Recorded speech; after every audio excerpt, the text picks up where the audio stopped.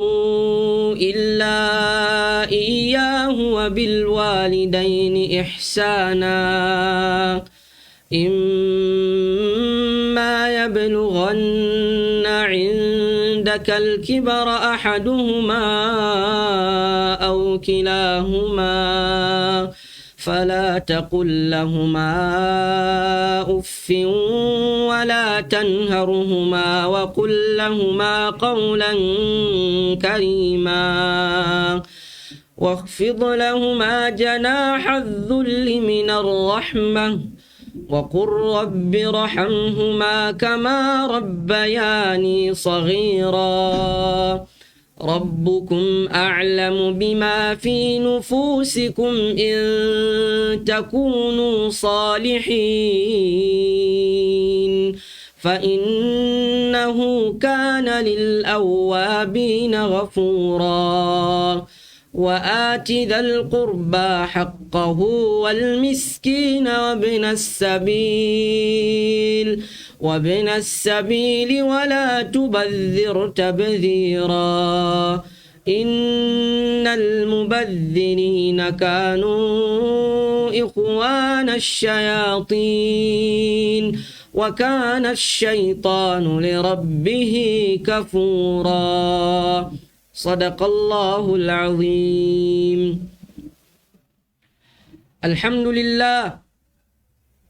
الحمد لله الذي سن الدين وعظمه ورفع النجم وسومه ووضع البيت وحرمه ونادى موسى وكلمه ووهب سليمان ملكه ورممه وأرسل محمد صلى الله عليه وسلم بالهدى ودين الحق وعلمه وخاف على المحاسبة والتأهب باليوم المعاب وأشهد أن لا إله إلا الله وحده لا شريك له رب الأرباب وأشهد أن محمدا عبده ورسوله النبي الأواب صلى الله على سيدنا محمد والتابعين لهم بإحسان إلى يوم المرجع والحساب أما بعد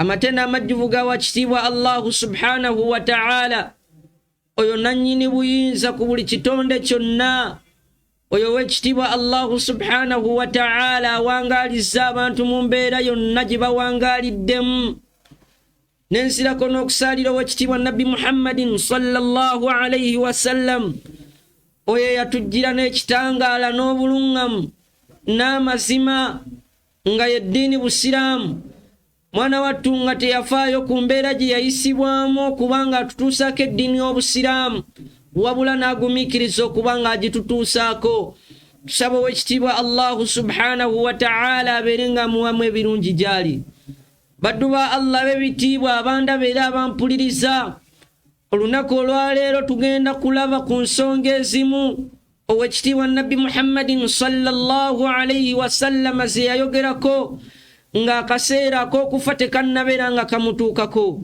ow'ekitiibwa nabbi muhammadin sallallahu alayhi wasallama bifo nga tannaba kufa yabeera ng'ayogera ebintu bingi ebigenda okubaawo oluvannyuma lwe nabwe kityo baddu ba allah b'ebitiibwa mu byo bye yayogera byali bingi naye tetugenda kusobola kubeera nga tubitaganjula olw'obudde munzikirize baddu ba allah b'ebitiibwa olunaku olwaleero tulabe ku nsonga emu ow'ekitiibwa nabbi muhammadin sallallahu alayhi wasallama gye yabeera ng'ayogerako ng'ensonga eyo gwe mulembe guno gwennyini gwe tuwangaalirako ow'ekitiibwa nabbi muhammadin sallallahu alayhi wasallam yabeera ng'agwogerako n'ebigenda okubeera nga bigubaako واجتبى الله سبحانه وتعالى نيكنيني ناغوغيراكو بعد أعوذ بالله من الشيطان الرجيم بسم الله الرحمن الرحيم والعصر إن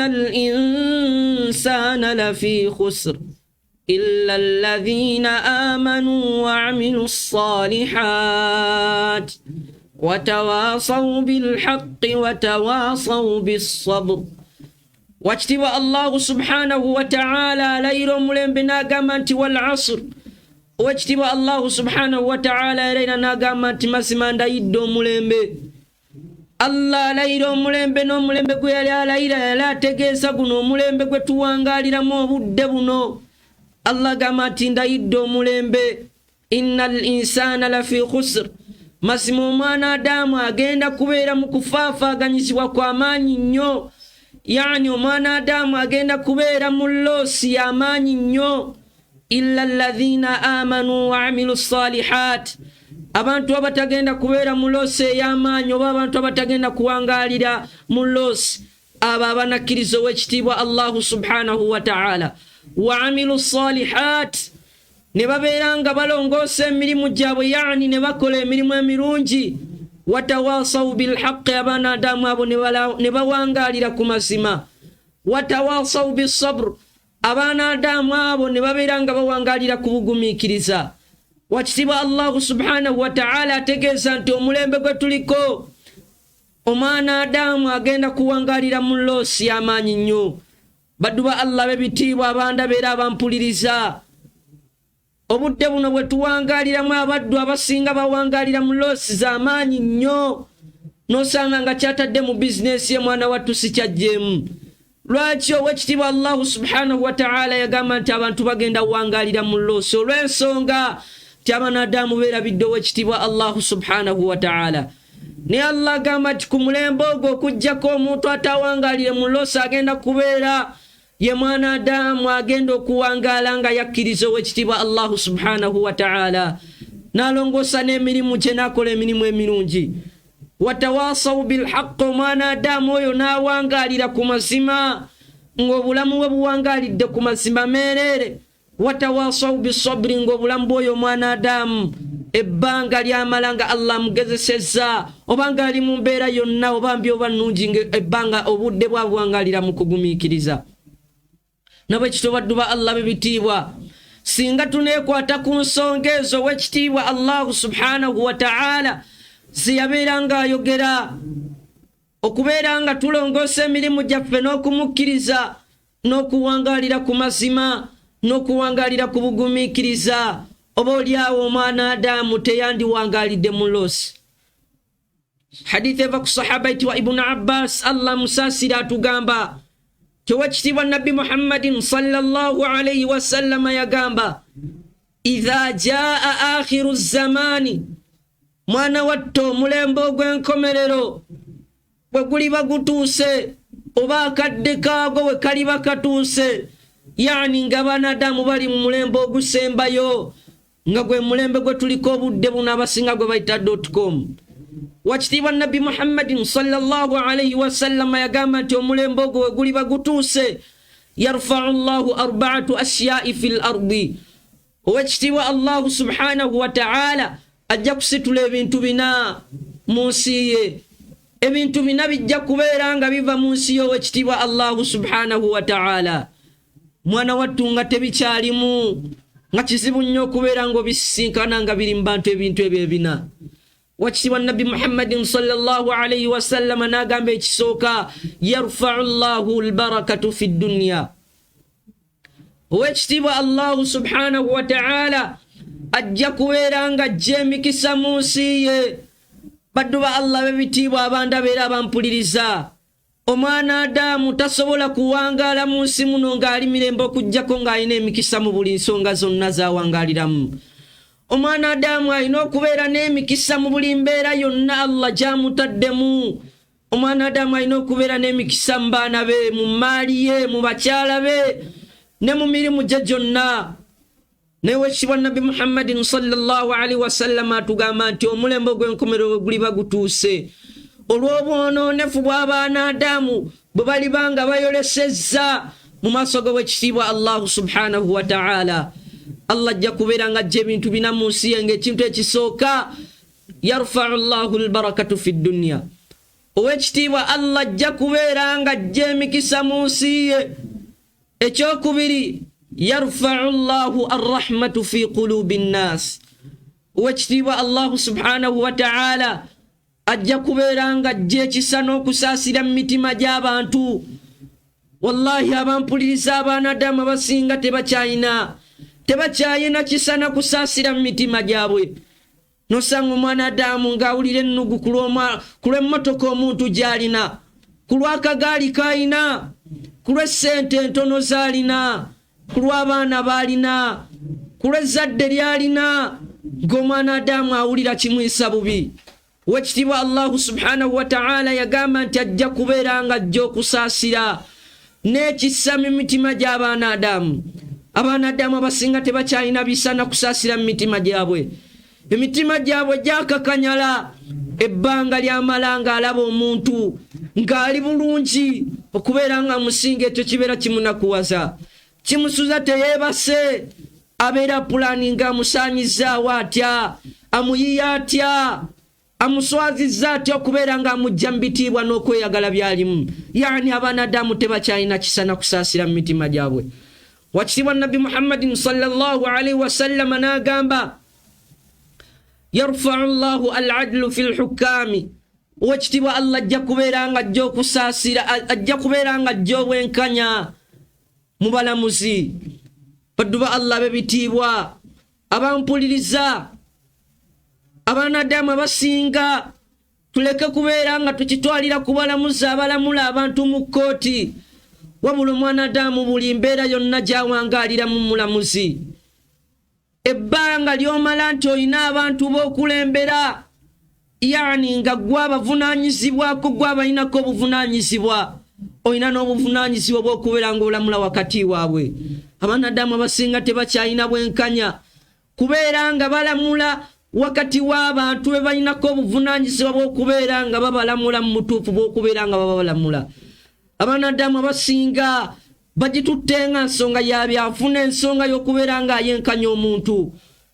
Owekitiibwa Allahu subhanahu wa ta'ala yabeera nga ajja obwenkanya mu balamuzi abalina okubeera nga balamula abaanadamu, basobole okubeera nga bafuna obutuufu bw'okubeera nga babalamula. Wakitiibwa Nabbi Muhammadin sallallahu alaihi wasallam n'asembyayo ekintu ekyokuna ti yarfa'u Allahu al-hayaa'u minan nisa. Owekitiibwa Allahu subhanahu wa ta'ala ajja kubeera nga ajja ensonyi mu bakyala. Baddu ba Allah bandabeera abampuliriza, oba otambula ku kkubo eyo n'osinkana omukyala nenge ennyambala gy'ayambadde mwana wattu temuweesa kitiibwa, temuweesa kitiibwa nga ye omuntu, teteraga nti muntu wa buvunaanyizibwa, nga yambadde ng'omwana omuto nenga mwana wattu akugamba mbu yennyambala eriko. Olw'ensonga nti owekitiibwa Allah yabeera nga abajjamu ensonyi mu mitima gyabwe. Talina nsonyi nti omwana wange nyambadde mu maaso ga ndabya atya. Tebakyalina nsonyi kubeera nga bafumiitiriza nti omwana wange kyenkuze mulaga kyagenda okubeera nga akuliramu. Ebbanga ly'omala ng'oyambala bubi, ebbanga ly'omala nga weeyisa bubi eri abaana bo, yenkula ekintu ky'obalaga ky'owangaliddemu ky'obalaga nga bakula. Mwana wattu kyekintu kye bagenda okubeera nga bakuliramu. Namwe ekito baddu ba Allah bampuliriza era abandaba, byebyo ebintu ebina owekitiibwa Allahu subhanahu wa ta'ala byagenda okubeera nga ajja mu bulamu bw'ensi eno. Era munjulira abasinga Allah yabeera nga yabijjamu dda olw'obwononefu bw'abaanadamu bwe bayolesezza. Abaanadamu bayolesezza obwononefu bungi, beerabidde nnyo owekitiibwa Allahu subhanahu wa ta'ala. Emboozi eno eva ku Ibn Abbas owekitiibwa mutabani wa Abbas, Allah musaasire, atugamba atunyumiza emboozi eno nti lamma wada'a Rasulullahi sallallahu alayhi wasallam fi hijjati alwidaa'i. Owekitiibwa Nabbi Muhammadin sallallahu alayhi wasallam amala okukola hijja ye esiibula, nga ye hijja ye yasookera yasembayo mu bulamu bwe, amsaka biyadihi thawbul Kaaba. Mwana wattu yakwata ebibatu bye, yaddira ebibatu bye bibiri n'abiteeka ku lugoye lwa Kaaba ey'ekitiibwa, naye amala okubeera ng'abiteekako. Fabaka sallallahu alayhi wasallam. Owekitiibwa Nabbi Muhammadin sallallahu alayhi wasallam n'akulukusa amaziga. Oluvannyuma lw'okubeera ng'addira ebibatu bye n'abiteeka ku lugoye lwa Kaaba, naye akola ekyakabanga n'akabira akabanga. Faqala Abu Bakari radiyallahu anhu, sahaba mukwano gwamanyikiddwa nga Abubakari kyava mubuuza ma yubkika ya Rasulallah, kyekikukaabya owange gombaka wa Allah, kyekikunakuwasa? Faqala Rasulullahi sallallahu alayhi wasallam, nabbi kyeyava muddamu n'amugamba nti abakani firaqul Kaaba. Abubakari ekinkaabya ngenda kubeera nga njawukana ne Kaaba eno gy'olaba, akadde kagenda kutuuka sigenda kugirabako, sigenda kuddamu kugirabako. Yani yali asemberedde akaseera kaako okufa. N'agamba ekyennaku ennyo wa tawdi'ul muslimin, mwana wattu ngenda kusiibula abasiraamu. Abasiraamu bange ngenda kubeera nga mbasiibula, ngenda kubalekawo, sigenda kuddamu kubalabako. Thumma qaala, oluvannyuma w'ekitiibwa Nabbi Muhammadin sallallahu alayhi wasallam n'agamba, liyabelugha minkum alhadiri lighaibi, ebigambo bino oba wasiya eno gye ngenda okubabuulira mugibuulira abo abaana Adamu abataliiwo, n'abo abalijja mubeere nga mugibabuulira. Wakitibwa Nabbi Muhammadin sallallahu alayhi wasallam agamba basahaba be nti wasiya eno gye ngenda okubawa oba emboozi eno gye ngenda okubabuulira mugibuulira abo abataliiwo, mmwe abaliwo message eno mugituuseko abo abataliiwo. N'abagamba nti mithlukum, ekifaananyi kyammwe mmwe basahaba bange bempangadde nabo mmwe abandabyeko, kamathali shajara, kiringa ekifaananyi ky'omuti, laha waraka, nenga omuti ogwo guliko ebikoola, bila shawuka nga tekuliko maggwa, ila tamami alfasana, okumala emyaka 100. Ng'ogwo omuti guliko ebibala nenga tekuli maggwa, okumala emyaka 100. N'agamba oluvannyuma omuti ogwo gugenda kukyuka gubeera omuti, thumma takunu shajara, oluvannyuma gubeera omuti, laha waraka, nga guliko ebibala, yani nga guliko ebikoola, wa shawuka n'amaggwa, ila tamami 700, okumala emyaka 700. N'agamba nti oluvannyuma ogwo omuti gwennyini guve mu foomu gye gulimu ey'okubeera nti gulina ebibala ebikoola n'amaggwa, gudde mu foomu y'okubeera nga thumma takunu shajara, gubeera omuti, bila waraka, nga tekuliko bibala oba ebikoola, laha shawuka, nenga ekyennaku guliko amaggwa, teyabeera nga ateekako myaka. Before nga sinnamaliriza, wakitibwa Nabbi Muhammadin sallallahu alayhi wasallam bye yabeera nga ayogera, bye yali ategeeza mu byo nti omulembe gw'abasahaba gwe yawangaala nabo gwe mulembe oguli kyekifaananyi ky'omuti, ng'omuti ogwo yani nga guliko ebibala naye nga tekuli maggwa, yani nti baali balongoofu. Omulembe ogwokubiri nga gwe mulembe gw'abaalaba ku basahaba, nga gwe mulembe ogw'omuti oguliko ebibala nga ate kuliko n'amaggwa, yani nti mu bo mwalimu abalongoofu n'aboononefu. N'asembyayo omulembe ogwasembayo mwana wattu nga gwe mulembe gwe tuliko guno, gwe tuwangaalirako obudde buno. Abaana Adamu gwe bakolerako buli kintu kyonna, beerabidde ow'ekitiibwa Allahu subhanahu wa ta'ala, nga gwe mulembe mwana wattu, gwe muti gw'otunuulira nga tegweyagaza, nga tosobola kubeera ng'ogusimba olw'ensonga nti tekuli bibala, wabula gwonna guli awo gwakala, guliko maggwa, buli w'ogwesembereza gukosa bukosa. Naye Nabbi annyonnyola ku muti ogwo ogwasembayo n'agamba nti ku muti ogwo oba ku mulembe ogwo ebibala byagwo, la tara minhum aabidan illa muraiyan, mwana wattu tojja kusinganayo mwana Adamu, illa qalilan minhum, okujjako abatono mu bo. Togenda singana mwana Adamu, abasinga bagenda kuba basinza ow'ekitiibwa Allah nga babasinza babalabe.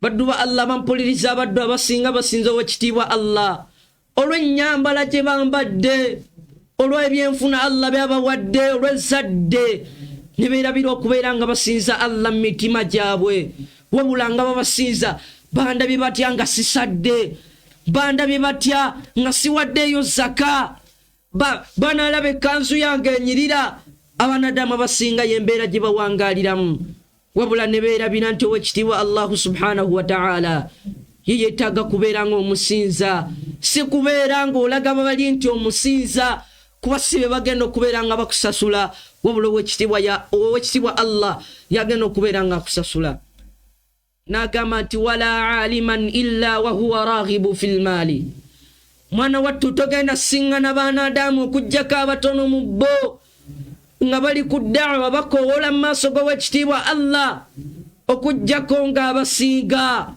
balulunkanira mu maali wakitiibwa nabbi Muhammadin sallallahu alaihi wasallam n'agamba ekirala n'agamba nti wala shabban illa fajiran mwana wattu togenda siŋŋanayo bavubuka bonna okuggyako nga boonoonefu baddu ba Allah b'ebitiibwa bampuliriza abavubuka abasinga kati boonoonese bavudde ku advice z'abakadde baabwe ze babawa ne boonooneka nosanga omuvubuka nga ennyambala gy'ayambadde teweesa mukadde we n'amaka gaavaamu kitiibwa enviiri ze basala ennyambala gye bambala enjogera n'entambula biraga nti boonoonefu ezo zonna sayini ziraga nti tuli ku mulembe ogusembayo awatali mulembe gwonna gugenda kubeera nga gugoberera mulembe guno gwe tuliko nga gwe mulembe ogusembayo n'agamba nti wala shaykhan illa zaliman mwana wattu togenda siŋŋaana abantu bakulu mu myaka abakuliridde mu myaka okuggyako abatono mu bo naye ng'abasinga balyazaamaanya baagala kulyazaamaanya bintu by'abantu n'agamba nti wala sani'an illa kadhiban kha'inan mwana wattu togenda siŋŋaana babazzi bino wakitiibwa nabbi Muhammadin sallallahu alaihi wasallam byeyogerera byonna byabeera nga bituuka weebiri n'agamba nti togenda siŋŋaana babazzi oba bakapenta okuggyako abatono mu bo naye ng'abasinga bakumpanya eri bakasitoma baabwe ate nga babalimba yaani nga babalyazaamaanya ebintu bye babawadde ne babawaamu ebintu ebirala olw'ensonga nti yayagala abeere ng'afunamu wakitiibwa nabbi Muhammadin sallallahu alaihi wasallam n'agamba nti wala mra'atan illa wala hayaa laha mwana wattu ekyewuunyisa n'abakyala mu bo bagenda kuba nga tebakyalina nsonyi tebakyebikirira tebaagala kubeera nga babimanya nga babivaako bambala nga bwe baagadde fabaka sallallahu alaihi wasallam wekitiibwa nabbi Muhammadin sallallahu alaihi wasallam n'akaaba naye bw'akaaba basahaba baawulira nga baagala okubeera nga beeyongerayo ne bamugamba nti zidna min alaamatihim ya rasulallah twongere owange gwe wekitiibwa nabbi Muhammadin sallallahu alaihi wasallam ku bubonero bwabwe twongereyo ku bubonero bwabwe nabbi kyava abagamba nti idha akrama shu'ara wa ahina alulama abaanadamu abo akadde kalituuka we baligulumisa abayimbi nga abayimbi be bali ku ntikko wa ahina alulama mwana wattu bakkakkanya abamanyi abaali badde bababuulira ekituufu ekyokkola babakkakkanye nosinkana omwana adamu nga musiraamu nenga yali mu maaso yali mukuwa omuyimbi sente nenga bwadda mu muzikiti ne baimaamu ne basabeesa okubeera nga bongera ibaada mu maaso awaayo nusu 5 oluusi n'atawaayo n'asirika ne yeebuzaabuza olw'ensonga alaba nti omuyimbi amusingira omumanyi eyandimulaze ekkuba ettuufu nabbi n'agamba ekyokubiri nti idha akrama shu'ara wa ahina alulama wa shawwara nisa n'agamba baanadamu bajja kubeera nga bakulembeza abakyala nga abakyala be babafuga so wekitiibwa Allahu subhanahu wa ta'ala yabeera nga tugamba nti arrijalu qawwamuna ala nisa naye obudde buno abakyala be bafuga abaami be baba bakulembedde be babasalirawo ekyokkola songa abaami be bali badde bagaidinga abakyala n'okubasalirawo kyekyokola ebbanga lye bamalanga bali ku kituufu. Nagamba wekitiibwa Allahu subhanahu wa ta'ala ورفع الناس أصواتهم في المساجد لحديث الدنيا أبانا دام بجا كبيران بستولا ملبوزي غابوي بجا كبيران بستولا ملبوزي غابوي مسكتي نينغ مبوزي جبالي كبالي كمبوزي الدنيا نينغ فنة تشماني وأن المساجد لله فلا تدعوا مع الله أحدا tewali kintu kyonna kye tuyinza kukolera mizikiti okujjako okusinza owekitiibwa Allahu subhanahu wa ta'ala. Naye osinkana abaana Adamu nga bakoze kasaako batudde masjid nga bali ku mboozi yansi banyumizaamu mipiira banyumizaamu firimu nga bali ku mboozi yansi banyumizaamu bizinesi zaabwe ne beerabira nti ekifo mwe bali mu kyakubeera ng'osinzaamu wakitiibwa Allah. N'agamba nti bajja kubeera nga abaana Adamu baddira ensi ngeri fawqa ruusihim bajja kuwanika ensi waggulu w'emitwe gyabwe ngebetisse ensi. abaana Adamu bajja kwetikka ensi gye baba kulembeza mu buli mbeera yonna. wal ilmu alqur'ani waraa dhuhurihim ne mwana wattu qur'ani n'okumanya kwayo bajja kuteeka emabega bajja kubeera nga bakwerabira nga tebaagala kumanya bagoba nsi. Nenga mwana wattu ensi eno gy'olaba temuliimu kalungi. Shairo muyagamba nti inna dunya fanaun, ensi eno gy'olaba mwana wattu egenda kubeera nga eggwaawo. Omwana wattu gy'alulunkanira yagamba nti mwana wattu beera nga weesonyiwa ensi fa innaka lastu laha, mazima gwe toli waamu yo, ekyennaku togenda kubeera ng'ogiwangalira mu kaseera kawanvu.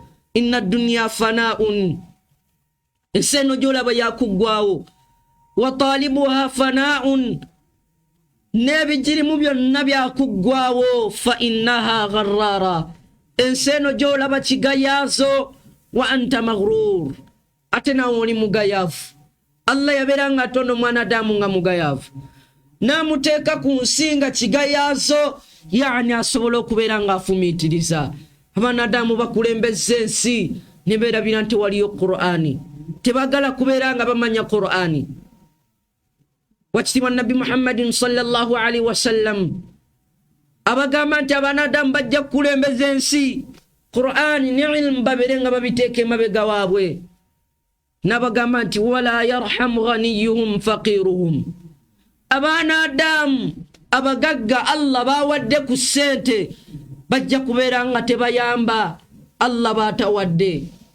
osinga n'omwana Adamu munne n'amujjira ng'ali mu bwetaavu nga asobola okubeera nga abumumalira, ne n'agaana okubeera nga abumumalira. mu kifo ky'okubeera nga abumumalira n'amulangira bulangizi, n'atafaayo lwakyo amujjidde n'atamanya naye Allah subhanahu wa ta'ala gy'amwesizza. baddu ba Allah bandabeera abampuliriza, Allah tekimutwalira ssaawa oba ddakiika oba katikitiki kubeera nga akuzza mu mbeera gye walimu. ebbanga lyonna omuntu lyakujjiramu ng'ali bubi, ng'ekyetaago kyalimu oba obwetaavu bw'alina, osobola okubeera nga obumumalira, beera nga obumumalira. N'agamba nti wala yarham kabiruhum saghiruhum, mwana wattu abaana Adamu abo abakulu bajja kubeera nga tebasaasira baana bato. obudde buno sinkana omwana Adamu ngabbi omwana wa munne n'amutwala musaddaake, olw'ensonga nti talina kisa nakusaasira. tamanyi mwana ono kyagenda kuba mu maaso, tamanyi oba oliawo bw'anaakula yagenda okubeera nga awangaala ne batabani be. naye n'awulira ennugu ku lwa omwana wa gundi gwafunye oba Allah gwamuwadde gwazadde, n'afuba okukola ekisoboka n'amuloga. wallahi baddu ba Allah bampuliriza, abantu abasinga emitima gyabwe Allah yabeera nga agijjamu ekisa. nawe kitowekkiwa Nabbi Muhammadin sallallahu alaihi wasallam n'abagamba nti bwebwo obubonero obujja okubeerawo abaana ng'omulembe gw'enkomerero gutuuseewo, nga gwe mulembe abantu abasinga gwe batwala ng'omulembe gwa .com. era abampuliriza era abandi abamunjulira, ebintu ebyo nno ekitibwa nabbi Muhammadin sallallahu alaihi wasallam byeyogerako byabeeranga bituukirira era weebiri n'owekitiibwa dduba Allah bebitiibwa bampuliriza tubeerenga tusaba nnyo owekitiibwa Allah abeerenga atujja mu mpeera eyo n'ebintu ebyo owekitiibwa nabbi Muhammadin sallallahu alaihi wasallam byabeeranga ayogerako badduba Allah bebitiibwa nsaba Allah owekitiibwa abeerenga atugasa n'ebigambo bino abeerenga abitufuulira ennunusi n'okusaasira ku lunaku lwa yaumul qiyama wa hadha assalamu alaikum wa rahmatullahi wa barakatuh.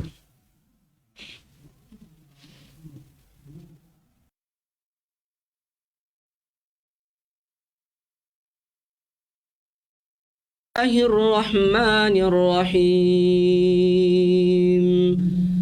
وقضى ربك ألا تعبدوا إلا إياه وبالوالدين إحسانا إما يبلغن عندك الكبر أحدهما أو كلاهما فلا تقل لهما أف ولا تنهرهما وقل لهما قولا كريما واخفض لهما جناح الذل من الرحمة وقل رب ارحمهما كما ربياني صغيرا ربكم أعلم بما في نفوسكم إن تكونوا صالحين فإنه كان للأوابين غفورا وآت ذا القربى حقه والمسكين وابن السبيل ولا تبذر تبذيرا إن المبذرين كانوا إخوان الشياطين وكان الشيطان لربه كفورا صدق الله العظيم.